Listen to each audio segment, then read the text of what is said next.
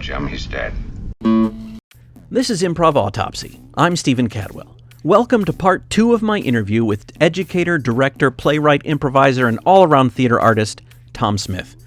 I got long-winded in my intro to part 1, so I'll keep this one short. Find out more info about Tom via his website, tomsmithplaywright.com, link in the show notes, and give his material a read.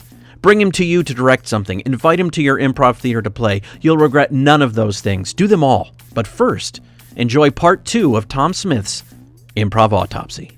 Okay, I have a sort of a little Proustian type questionnaire that I like to ask the people that I interview. Now, and this was written sort of with improv in mind, and you can apply it to that, but some of them would be applicable to theater in general or directing or playwriting. So whatever, you don't have to feel like you have to answer improvisationally, just in your artistic experience, you can answer. So, Tom, how do you get into the proper headspace to play, or how do you get into the proper headspace to write or to be the artist? How do you get into the proper headspace? I do have a few kind of minor rituals that I do. I tend to, for writing, I want to sort of generally be in the same space every time I write. And I want a certain time of day. I tend to write better in the mornings than I do the afternoon, I think.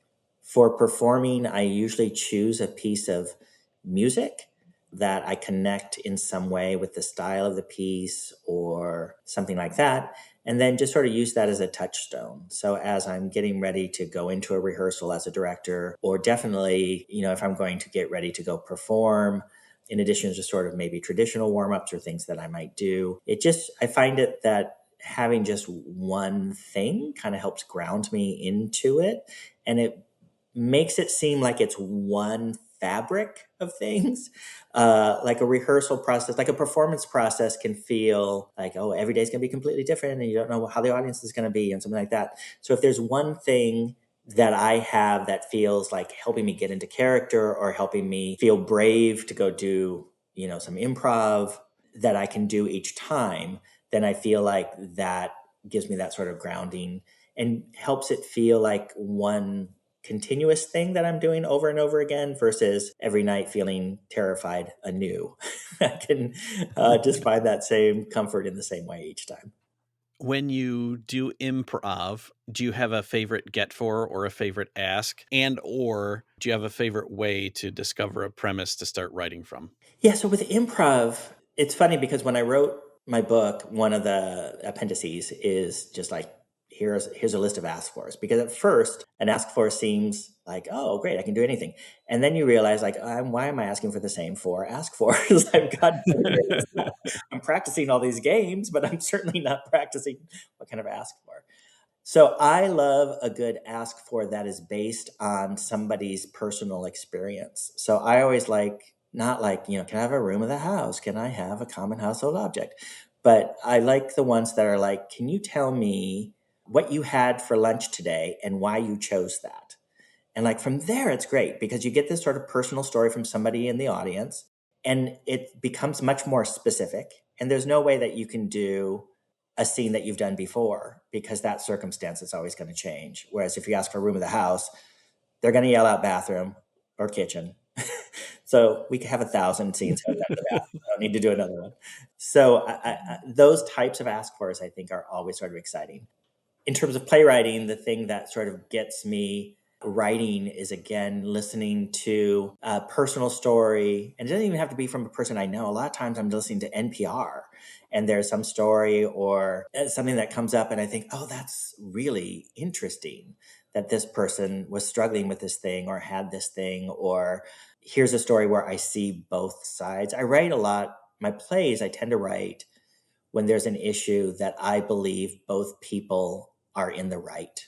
Because I think that's the most fun thing to write, because I'm not writing to convince you of anything as an audience. I'm just writing to say, isn't this confusing? And isn't this wild that you can see how both people can feel and think the way that they do and still not be in agreement with each other?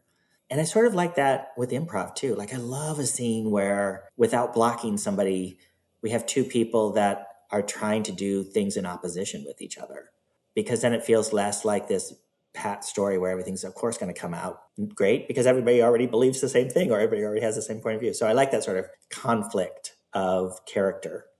Yeah. Other than kitchen and bathroom, do you have a least favorite suggestion to get? Spatula, bathroom. I don't like a suggestion that somebody has called out before and somebody thinks it's funny to bring it back up again, particularly if it's a kind of an ask for where the suggestion was something that got a big reaction from the audience, but one that was just sort of distasteful in some way that we weren't really going to feel comfortable doing it again. Or we say, okay, thank you for spatula. Could we have something other than a spatula that you might, have in your house? Spatula. It's like, okay, we get it.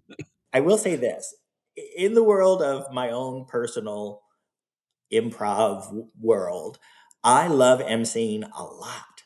I love it. And what I love about emceeing, some people don't like it at all. And some people are like, I don't want to do that part of it. I'm just like, I love to MC because I love being able to really work with an audience and oftentimes work to, if the audience feels a little sluggish or they feel a little disconnected to the thing, I love being in a position where I can sort of change that up a little bit by what I ask or how I ask or comment to the audience, like, well, you got that one, I could see, and be playful with them. And I've always loved that. And I feel like I'm also really good when there's an awkward moment from an audience member where maybe somebody says something and then everybody in the audience starts to like turn on that one person or boo on them. I feel like I'm really good at making light of the moment, addressing the moment, but making light of the moment and kind of keeping the energy positive and moving forward. And yeah, so I like that a lot. And I think that it's something that you don't get much training in that. Oftentimes it's just the MC is whoever wants to do it that particular night or who's the loudest, funniest person that will just do it. But I don't know. I loved MCing and I still love to MC.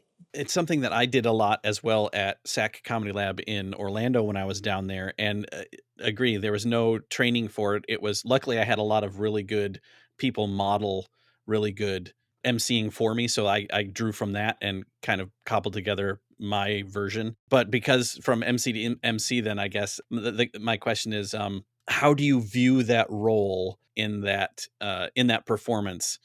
In terms of like what is your role in shaping the show or whatever? I see it sort of as like a director for the evening. I'm an advocate for both the audience and the performers.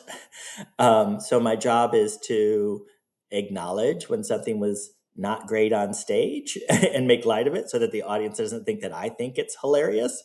I could be like, well, maybe we won't do that one again or whatever, just to sort of relighten the mood, to acknowledge sort of what everybody's thinking so that it takes away the power of people feeling resentful or people being bored or people doing whatever.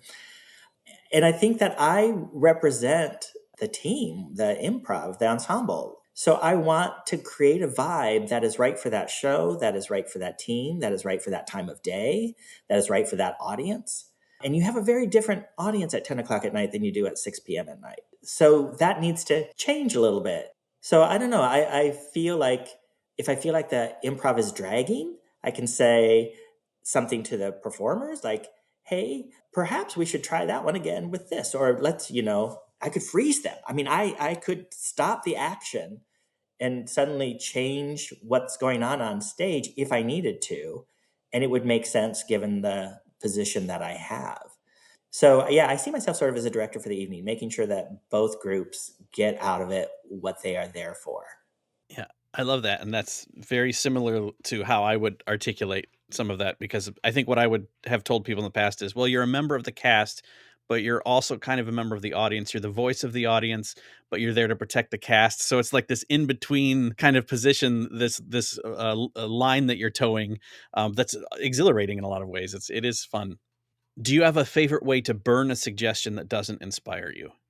Yeah. So when I was trained, and this is one of the things I've loosened up about over the last maybe 10 years, but when I was trained, we were always told you take the first suggestion you hear clearly, If you hear somebody say something, but you don't hear it clearly, but you know they were the first one to say something, then you just say, oh, sorry, could you repeat that one more time for me? And that you take the first suggestion you hear clearly, no matter what it is, and you should be able to improvise off of anything.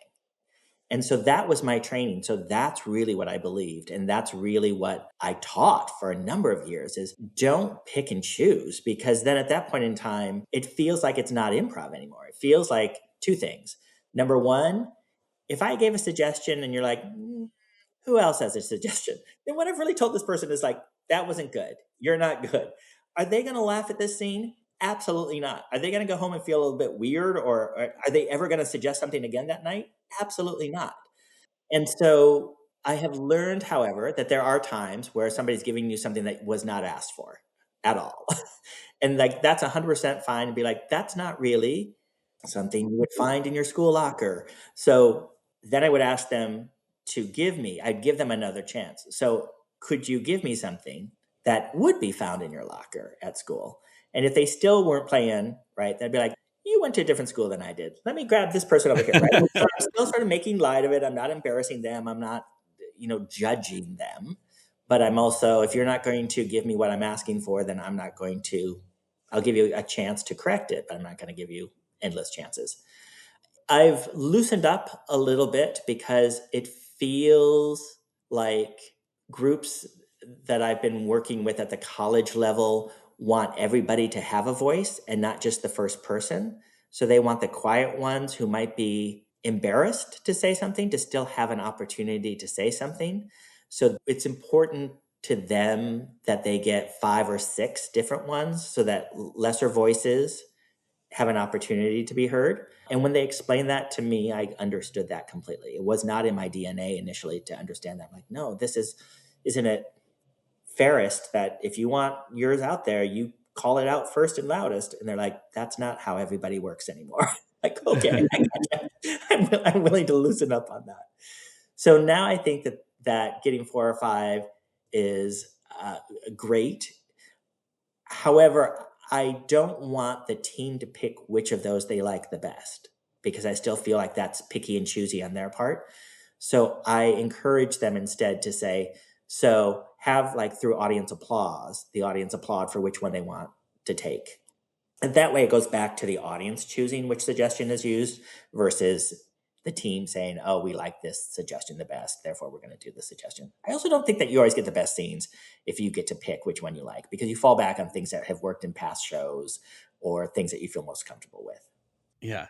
So if you're getting spatula repeatedly, you're more likely to craft a suggestion that will not get spatula versus, say, other than spatula, what's something in a kitchen drawer? Or Yeah, there's so many interesting ask fors and different ways to get ask fors, and so asking for these very sort of traditional things that lead to what I consider might be mundane scenes. Like, I just don't like any ask for that has to do with anything with a house, because it almost implies that that scene is going to take place in a house. yeah. Or I love ask fors that have to do with characters, so that force the performers to not play human beings, because I don't need to see more scenes about human beings all the time. Yeah. So sometimes I'll say, can I please have a weather pattern?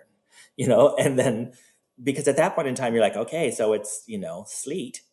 What do we do with that? Which is going to create usually a much more interesting scene that people haven't seen than, can I have something that you have in your purse right now? Yeah. What do you look for in an audience volunteer? If it's a suggestion, I'm looking for anybody who just feels shocked that they've yelled something out. I love that person because I know that person, that's not in their normal DNA to do that. You know who the people who always yell stuff out first are, because they have done it in your warm up where you've warmed up the audience to get some suggestions, and they will continue to do it. And if somebody has given us a suggestion that we've used, I often say before we start, like, if we end up using one of your suggestions, that's so awesome. And you'll be able to tell people about that for a long time. But for the rest of the show, let other people shout so everybody can have that sort of experience. So I sort of set out the boundaries of, like, if we've used you once, we're probably not going to use you again. But I also, if it's something that we're going to use a lot of them. Like we're going to do a day in the life, and we're going to be interviewing them and getting all sorts of information from them, not just one suggestion or one thing. I love the person who is the half hand. And the half hand is like, I kind of want to do this, but I'm shy to do this, because I think that person is going to be impacted so much more than this person raising their Yeah. hand up so excitedly. And you don't want to do the person that literally is physically cowering in their seats, but the person that sort of is feels like they're dipping their toe into the cold water a little bit are perfect, because again, I think it's more meaningful for them, and they're probably not people who get that opportunity in their everyday life. Yeah. They're the people that want to but need the nudge. Yeah. Describe your onstage persona. How is onstage Tom different than offstage Tom? Onstage Tom as an MC is a little friendlier and a little dumber than everyday Tom, because I, for myself, find that if I approach the audience with a little bit of like, isn't this crazy, you guys, that we're all doing this, like this sort of joyfulness that is not very threatening and not very judgy at all, but it's just like excited by everybody doing everything, that to me, I feel like that sort of brings that energy back among them. And if I am player Tom, I don't know if my personality or approach changes terrifically. I've always been a really good, it's been important for me, which is why I've become better and better and better at it, a good lead and follow. So I've learned that I don't have to be the first person out on stage. I just need to be a really good listener on the sides so that I can come on stage and help them when they need help and get out of their way if they don't need my help. And I can certainly lead a scene and will gladly do so. But I feel like that's sort of who I am in real life as well. And I think that is why I was attracted to teaching, is I'm supposed to know more than they know, but I'm also supposed to listen and learn from them and let them make some mistakes without correcting those mistakes, so that we can then talk about why that might be a mistake and what are other ways we could try it. So I feel like, yeah, there's not a huge difference between player Tom and real Tom, but MC Tom definitely is a little bit of a role that I play. Tom, what inspires you on stage? Well, two things. I think that when a player plays to the top of their intelligence and they are talking about things or doing things, and I'm like, I have no idea what you're talking about, and I will roll with it. But like, that is always really impressive, because I feel like that's somebody sharing their personal passion through their art. And like, that is so cool to me. I mean, it's why I think great actors inspire me, because they can sort of bring personal stuff to their roles. Same thing with improv. And I think that it motivates me to just be in the moment with them, because I can't predict where this is going to go next or what I should even do. So I like that a lot. And I love an audience that really gives into the show, meaning that no matter how things kind of start, if they start a little quiet, they start a little loud, they start a little whatever, that like by the second or third sort of game, or as we get longer into the form, that then they just start to lean into it like that. I mean, that's why I do it, is because Yeah. like, and we're never going to see this again. You could go tell your friends about what you saw, but they're not going to see it tomorrow night. Yeah. Other than, sandwiches and Ziploc bags in a period piece, is there anything that shuts you down or takes you out of it on stage? Not justifying it. I don't mind if, I mean, with improv, I think that's the beauty of improv, is like, I was on a team once that had a rack of costume pieces and a trunk of props. And I worked with them for like 3 weeks and did like 2 shows with them. I was like, I don't want this. I don't want to have to find a costume piece for my character. I don't want to pull out a prop just because we have a prop there and now I'm supposed to make this pool noodle look like a telephone. Like, that's not improv to me. That's just trying to justify why we have these things on stage. So nothing pulls me out unless they didn't ever explain why. if we're at Victorian times and somebody pulls out their cell phone because they forget and they're miming a cell phone in Victorian times, I'm great with that. And in point of fact, I think that's brilliantly funny because it's unexpected, but just sort of go like, oh, and let me know why this thing exists or what it really is. And then make it be all about, oh my God, I had no idea Charles Dickens invented the cell phone. Uh, that somehow got lost in time. Those are the improvs where the mistake becomes the brilliance that I absolutely love. Cell phones, but no UPC symbols. No UPC symbols. That's where I draw the line. In your estimation, what makes a good scene partner? Somebody who is looking at you and communicating with you silently, and somebody who is listening to the story and putting the story first. By contrast, the people I work least well with are the ones who are playing a character and that character becomes their entire focus for the scene. And the scene is kind of not going anywhere because they're just trying to get laughs from their bold, outrageous character. I don't think that that's a scene. I think that that's shtick. And I think you can start there, but I don't think the scene should end where that's all we know about your character. Again, if it's a short form, 2-minute scene, more power to you. But if we're doing something 5, 10, 15, 25 minutes long and there's no development of your character at all, then it's not going to be the best scene that people have seen. Yeah. Do you have any advice that you would give your younger self? Yeah, I think I would tell myself earlier in my life to not think that what I believe is what everybody else should believe improv to be. I think that what got me connected to improv and the joy that I found in improv, I assumed everybody else should find joy that same way.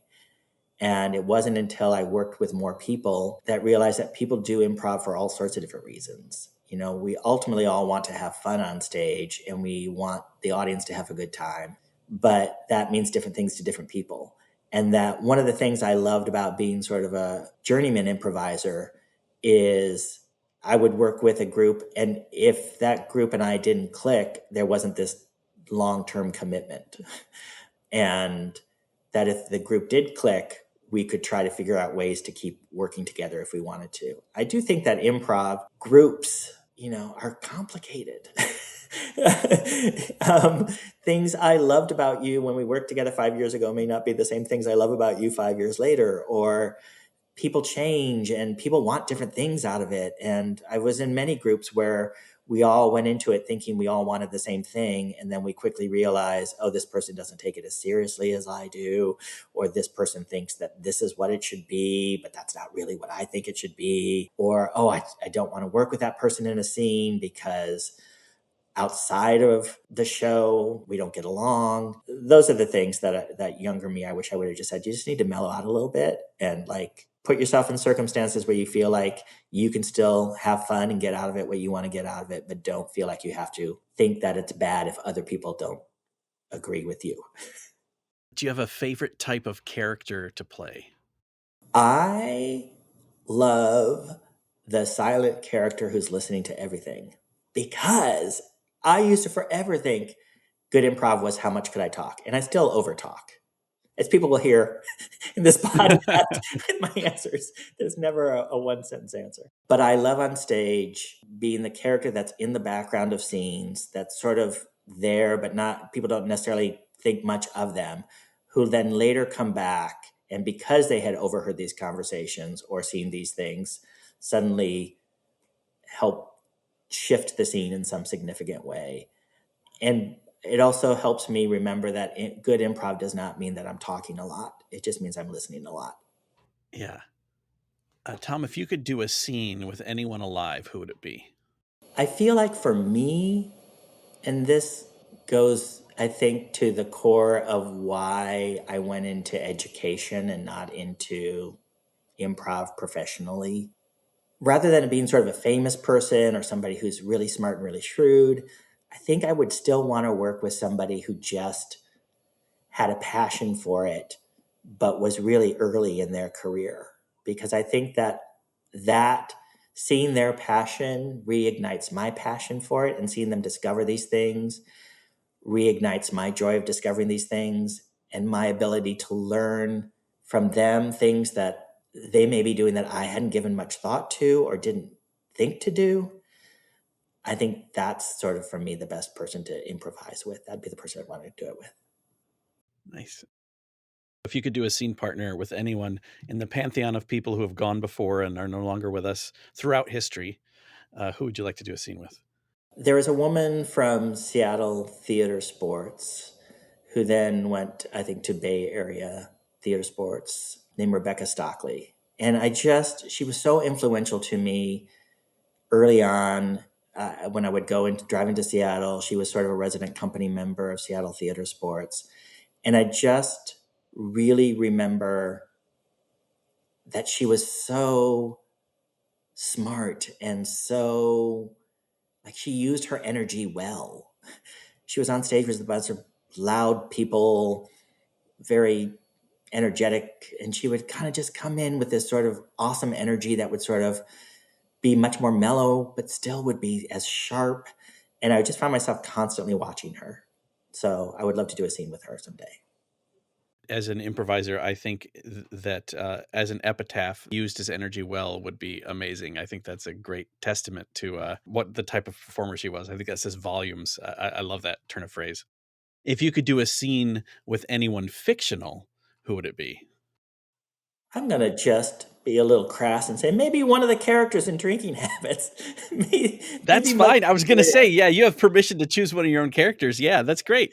Yeah, I might choose Mother Superior. She's sort of very stern and very pragmatic and very gets flustered easily. And I think that kind of energy would be sort of fun to play opposite, because I don't know if I would reflect that same energy back because she would make me nervous, or if I would just be a really good companion to calm her down and her to energize me up. So I'll go with that. Yeah, I love it. I think that also speaks to how much you love your own characters, which is also great. Like, why wouldn't you want to bring one of them to life for real and interact with them? Of course, that's the answer.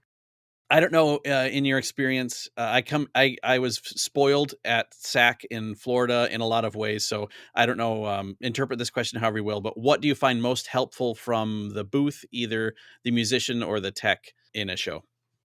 I think that a really great technician or somebody in the booth is an incredible editor of stuff. So I see them as like the editor of a film. And their job is, if they feel like we're going too long, or they're noticing that the laughs aren't coming, or if we're not doing a funny scene in particular, that the energy seems to be dropping in the room, that they inspire a shift, either by cutting the scene off, blacking us out, or cross fading it, or providing some sort of music or sound. So they're not there to support what we're doing. I mean, they are, but I see them as an editor to help make sure that the scene is moving along through the eyes of the audience, which is why when I've worked with them in the past, and I've had to fight for this sometimes, I've always wanted them to be in the space, not in the booth. Because just like a sound person for a Broadway musical needs to hear what the audience is hearing, and that's why the sound technician is in the house, I want my technician colleagues to be in the house as well, because I think being in the audience,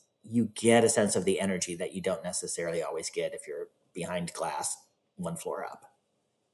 Yeah, yeah, that would be crazy to try to be a part of the show on stage from the elevated glassed-in booth through a little speaker. Yeah. What would you say would be least helpful from the tech? If they feel like their primary job is to throw us off, I don't care if you play a cow moo if it has something to do with what's happening. Yeah, But I do care if it just shows up and suddenly I have to stop what I'm doing to justify this cow moo and then try to get back to where we were. yeah. Unless that's the game, the booth torture game. Unless this is the game. Yep. Yeah, then but otherwise, yeah. because as an improviser, it's really hard. You can't ignore those things. Everyone heard it. It happened. You have to do something about it. So you can really derail the actors. You have a lot of power up there, Tex. Yep. I think you kind of already answered this, but maybe it will be a little bit of a different answer in the direct question. You spoke to it anyway. Other than laughter, what audience sound do you revel in? Absolute quiet. If we're doing a scene that is not a funny scene.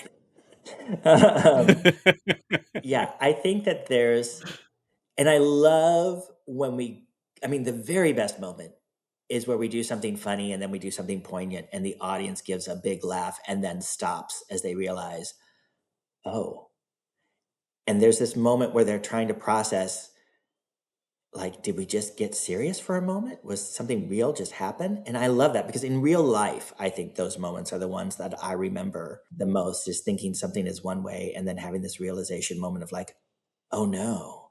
The same way that I love it when an audience figures out who a character is when we bring them back. And they're like, oh, that's the guy. It's that moment of realization that I love Yeah. because I'm like, I know, I'm with you. This is so awesome right now that we have done this thing that seems so hard to do. I love that. And this is I'm still having trouble articulating this, but it's a question I'm trying to add to my list. And it's is there a type or quality of laughter that you appreciate more than other types or qualities of laughter? I think for me, all laughs are great laughs as long as they feel genuine. I can say an easy thing for me to really like is somebody who laughs and snorts, because I know that they're really belly laughing on that one.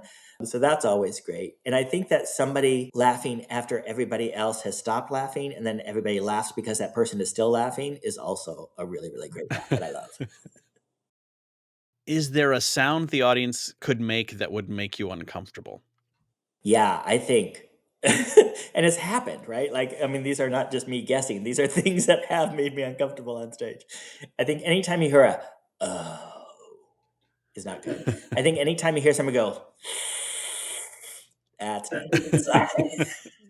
It's when they're like, oh, you went too far. Oh no, that's not right.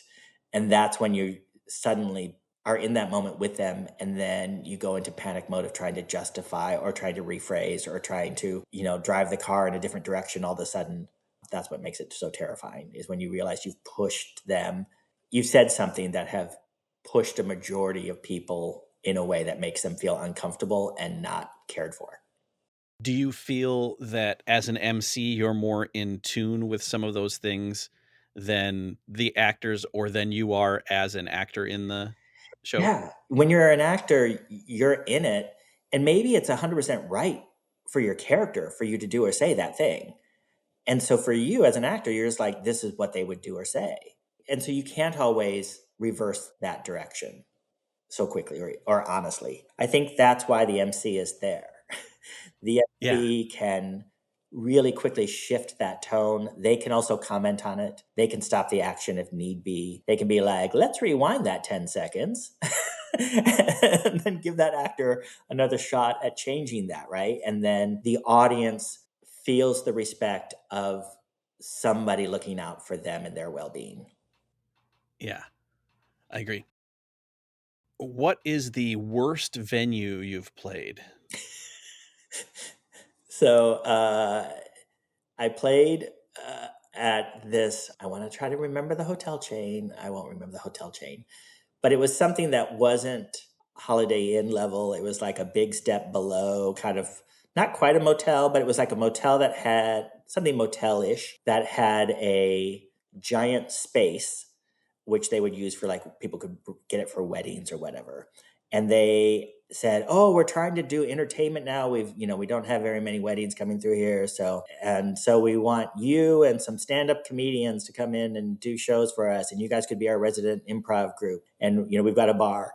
So we go there, and I mean, the space itself was this big cavern. There was no sound system. We were really far away from where they set the tables, so there was like half a football field Oh, length between us and the audience. The bar was just one of those rollout bars, that had like 4 bottles of something there. We had maybe 8 to 10 people. The stand-ups were mad. It was just a bad environment because we were so far away from the crowd. The crowd was so small, you're not going to get big laughs anyways. Most of them left before the thing was done. We did that for 2 weekends, and then we were supposed to go back, and we were just like, we're not going back. This is not going to catch fire suddenly and become a really popular thing for people to do. So then we stopped, and I think a week later, like the stand-ups also stopped, and it was just.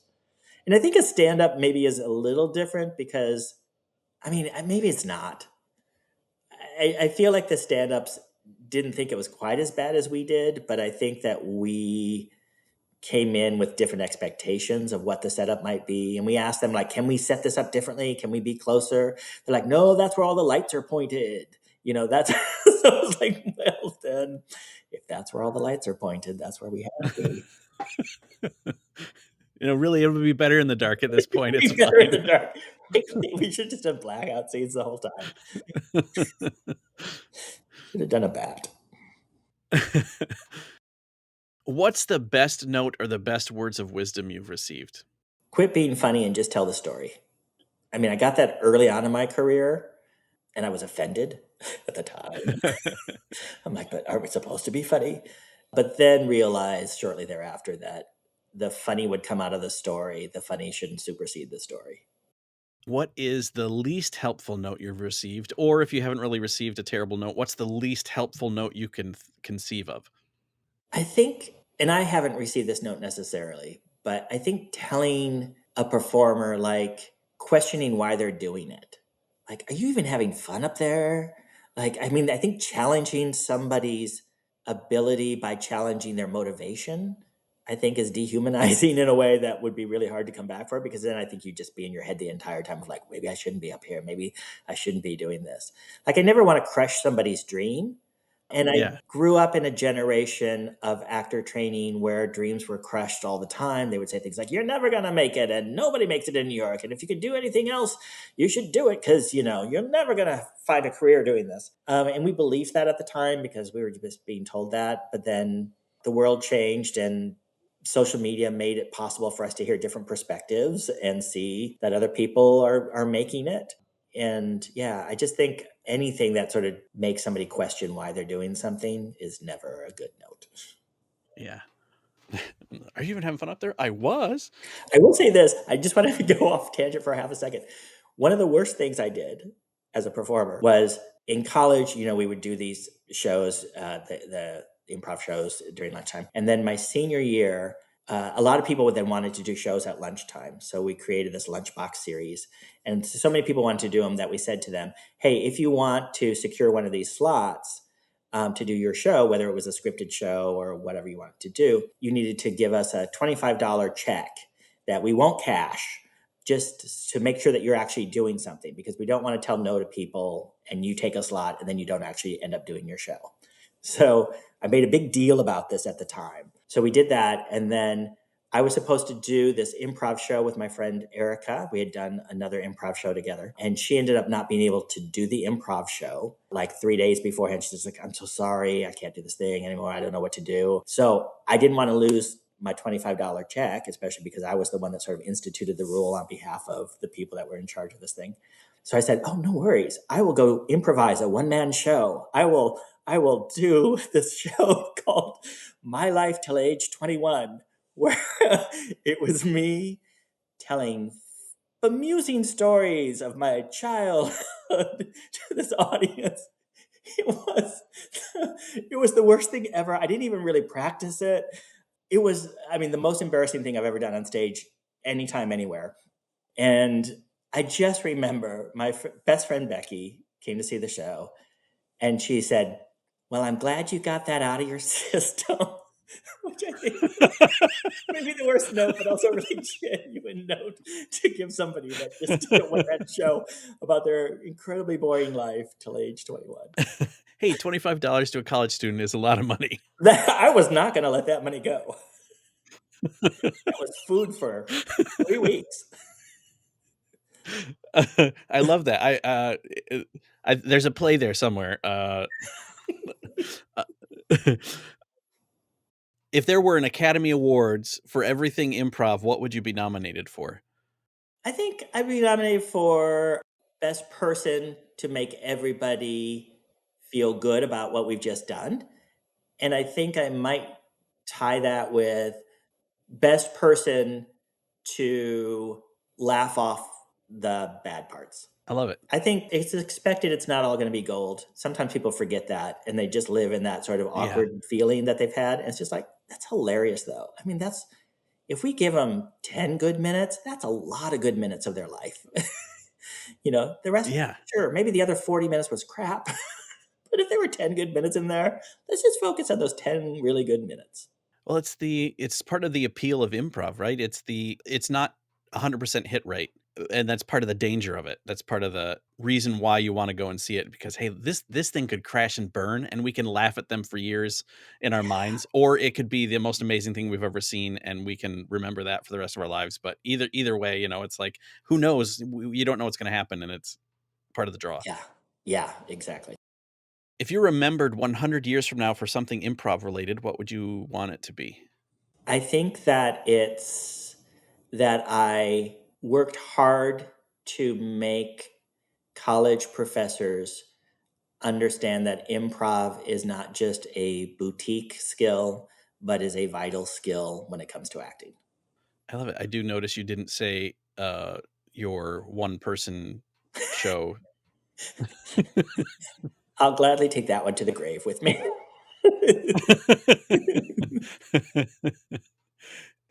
Do things like that make you happy that YouTube wasn't around or wasn't as prevalent when you were?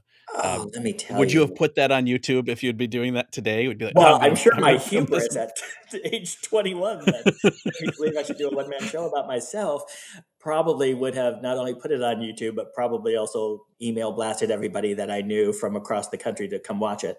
But no, I am grateful that my memories can supersede the reality of what my experiences have been. Oh, I love that. If you don't mind, I'll throw a couple other random questions at you that are improv related that I didn't get to. One of them being this: do you have a short form game that you really just do not like? Yeah, I don't like Shakespeare scenes.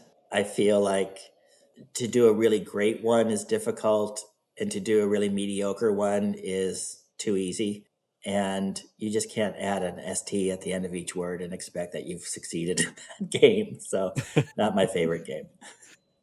Is that because you have so much respect for Shakespeare, or No, I just think bad Shakespeare, nobody wants bad Shakespeare. And so, why are we giving it to them? I think the only reason to do it, it's kind of like when I go see a group that doesn't have really strong singers do a musical scene, and it's just like it makes me feel bad for them, and as soon as I feel bad for them, I'm not really enjoying it. I'm just putting yeah? on my persona of like, good job, you guys. Like I'm rooting for you, but like it's not for me great improv to show off your weaknesses. I believe you should be brave and you should be able to try something, and suddenly you're doing a musical in the middle of a scene because it organically came up. Great, but I've literally seen an entire musical show where 2/3 of the cast could not sing well and did not understand musicals well enough, so they would just sing one line over and over again, and then somebody else would sing that same line, and it's just like, this is going nowhere. We're just spinning our wheels. It's okay to not do this. There's many other things you could do. I think that's great advice too. It's okay to not do this. And that kind of speaks back to when I was asking you about, watching theater, and watching performance, and how it changes as a theater practitioner. I imagine that influences how you watch improv as well. But I love, you've given some people in my current group an excuse to never do a Shakespeare scene, so they'll thank you for that probably. uh, is there a form, either long form, or I guess both long form and short form if you have one, but the structures or games that you really love, that really resonate with you? Yeah, I love long form that deals with a progression of people throughout time. So there's like a game that I like to play called 10, 30, 50, 70, where you see these characters at age 10, and then you see them at age 30 and age 50 and age 70. And what I love about that game is I think it's because it feels more like a complete play in some way, because we're really seeing how people have changed throughout time and what's happened. I love playing that game because I love just how did this thing that came up when I was 10 impact me as a person now that I'm 30? Pulling something that happened at 10 back when I'm in my 70s. I had a beautiful moment with another actor on stage where we were playing this game, and like as 10-year-olds, we were playing, I think, checkers or learning checkers for the first time. And then we didn't talk about checkers for the rest of the play until we got to the very last moments in our 70s scene where one of us had the character had memory issues. And so the other one brought out checkers and was teaching them how to play checkers again. And there was this just really beautiful completion of this story that made sense for both ages. And we see this relationship. And I don't know, those are the things where you just talk about for years. You're just like, that moment is fantastic. So I like games like that. And that game in particular is great. For short form, I don't know. I love a good scene in verse.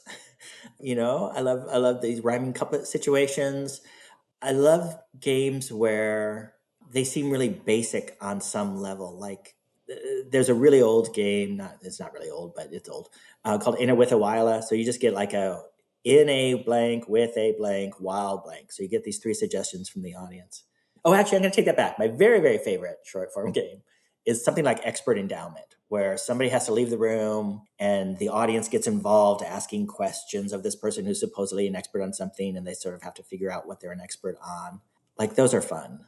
And the audience feels smart because there's a sense of superiority they all feel because they know the answer and this person doesn't on stage, but they have to pretend like they do know. Yeah. So the audience it brings up this great sort of energy and anxiety for the audience as they're trying to see if this person will figure it out ever. So you say you like scenes in verse, but not iambic. Absolutely not. I draw a very fine line. H's at the ends of words. No.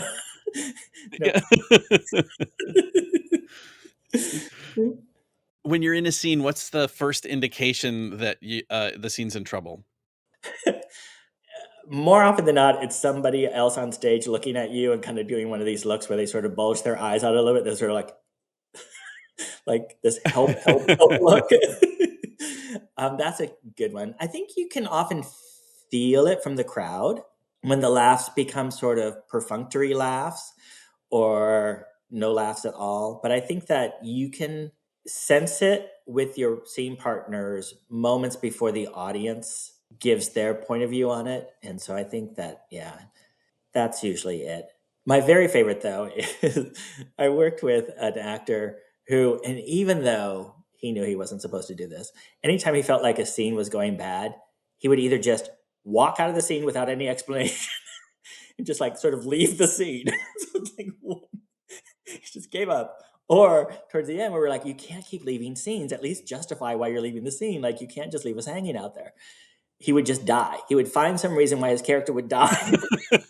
He was out. For him, there was no way to save a scene. You just, I'm out. Well, that's kind of my follow-up is that in your estimation, what do you think the best way to right the ship is? Do you have any sort of tricks of the trade to, okay, if it's starting to go south, I will do whatever? Yes. I say this over and over to every improv group that I've worked with, which is if you find it's not working, then your character needs to care more about what is happening. Because usually what starts to kill a scene is that the stakes are too low. That if it doesn't really matter for anybody on stage whether or not this thing happens or doesn't happen, then why should the audience care any more than what your character cares for? So if you find that it's not going well, go further with making it mean more. The audience then will either care more because your character cares more, or it'll be funnier because now you're sort of exaggerating some circumstances. So either way, it's gonna pick up energy. What kills a scene is where everybody is just very matter of fact about everything. Yeah. So care more or just die. Care more or just run off stage or die. Those are the 3. Yeah. That's the three best pieces of advice. I wrote a book that I didn't need to write. I should have just published that. Been fine. Save myself some time. Is there anything that you've seen that blew your mind that either was an aha moment and you've been like, I understand, or even today you think back and you're like, it was amazing, or it was a huge fail, or whatever it was, and it's still kind of mind blowing. Yeah, there was a group I saw in Chicago, and unfortunately, I do not remember their name at all. I just remember going into this show thinking, oh, and I was in Chicago for like a week, so I'd seen a bunch of improv shows by this point in time. And this one had like three people. And I remember thinking, oh, this is so odd that it's such a small group because I was used to like 8 in a group or 10 in a group or whatever. And they really did a lot with sort of blending of time and characters so that there wouldn't be a obvious transition that anything has changed. It's just one character would say something, this character would respond, and then they would talk about something else completely different and then adopt this physicality that was different where you're like, oh, they're not that same person anymore. And it would take you a moment to figure out, like, are they still in the same scene with this original character? And then this person would use that as the impulse to then change who they were. It was just these seamless transitions, and the scenes sometimes came back, but often did not. And I just remember I was so used to, if you transition, this is how you do it. You do a sweep edit. You do maybe if you're really bold, you do the swinging door thing, whatever. That there were certain ways that you had to transition. And then to just see these three people play all these different characters and circumstances. And some were very funny stylistically, and some were very serious. And it seemed like such a mishmash of so many different things that it was so novel to me because I was so used to improv being funny or not funny. It was long form or it was short form. You had this group that would play different characters, and sometimes the scenes would have everybody and sometimes small groups. And this one was not that at all. And I found that utterly, utterly fascinating. And it really stuck with me as something that I thought, like, you can create whatever rules you want with this form. Like, you don't have to follow any rules, really. I mean, that's not news, but Yeah. when you're trained in, like, these are some things that you should know to not do or things to do, to see this group just sort of say, this is a living form, figure it out. I thought that was amazing. Is there anything I missed, or do you have any other improv stories that you love to tell? I'll just tell one quick story. So when I was a college professor, quite often I would be invited to adjudicate student actors at statewide thespian festivals. And the thespian festivals, in between having like monologue competitions and scene competitions and things like that, asked the faculty adjudicators to also teach workshops. And so I would always teach improv workshops because, I mean, if you've got a group of students who may be 20 or it may be 100 people in a room, and you've got 60 to 90 minutes, improv seemed to be the easiest thing to do in terms of having them all experience something. So I just remember it was in Olympia, Washington. No, it was in Seattle, Washington. It was for the Washington. Oh, it was for a Washington Thespian event, and the teachers were doing an in-service day, so they were sort of doing their own sort of workshops, and then students they brought their student leaders. So each one brought maybe 4 or 5 students from their school with them, and then the students had a track of workshops they would do. The faculty had a different track, so the students. I did an improv workshop for them. And I just remember doing this sort of structured improv where I said, okay, this group, we're going to do these sort of Netflix series. So you're going to do 3 episodes in your Netflix series. Your last line of the first scene has to be the first line of your second scene, and same for the second to third. This is the style of your Netflix series. You're going to do some horror thing. You're going to do some detective murder mystery thing. You're going to do whatever. Figure out your characters, sort of sketch out what you guys are going to do, and then we'll talk afterwards about how improv doesn't need to be 100% made up in the moment. But in this case, there's some sort of form that you're sticking to, but obviously your lines will be different. And I just remember again, it's always the serious ones that catch people off guard, especially with high schools, right? Because high schools are about sort of entertaining themselves. It's all about being funny and loud. And so we're seeing all these scenes and everybody started being goofy and fun, and it's awesome and it's funny and people are doing great. And then this one group does first scene very, very funny, second scene very, very funny. And they were doing like some sort of Buffy the Vampire Slayer-ish kind of thing. And then in their last scene, they're doing it, and it's funny, it's funny, funny. And then again, one of the actors took this moment and went completely the opposite direction with it. And this time when somebody was killed, and people had been killed throughout their little miniseries, this time when somebody was killed, they did this monologue. And you could see the other actors like realize we should not be here. And so they all kind of exit. And there's like maybe 10 or 12 of them in this group. And then this person does this incredibly heartfelt monologue, which to this day, I believe might have been rooted in some sort of life experience that they had. And like everybody is freaking crying. Right? I'm crying. Everybody in this room is crying at this piece. And then there's this moment that just hangs there because her group didn't know, like, is this the end? Like, we don't know how this is supposed to end. So then I just said, and scene. And then people were holding each other and sobbing. And I mean, it was this really remarkable thing that we hadn't talked about, that this person just discovered, that they felt brave enough in that moment to bring their life to their improv, and that it impacted like this entire room of like, 60, 80 people. It's just freaking amazing. Just freaking amazing. I mean, I was a wreck for like 20 minutes afterwards. I'm like texting my partner going, like, I just saw this. It was so wonderful. And that was the thing that then reminds me that improv doesn't just have to be entertaining in a funny way. Right. It can be life-changing for some people in that room. And that was wonderful. Awesome. Yeah, that's I love it. For a second there, I thought you were going to say, and then there's this pregnant pause, and the person sits up and says, "I'm a vampire." I'm alive again. I mean, that's what I was expecting, right? Like that's where you think it's going to go, or something like that. Yeah. Yeah.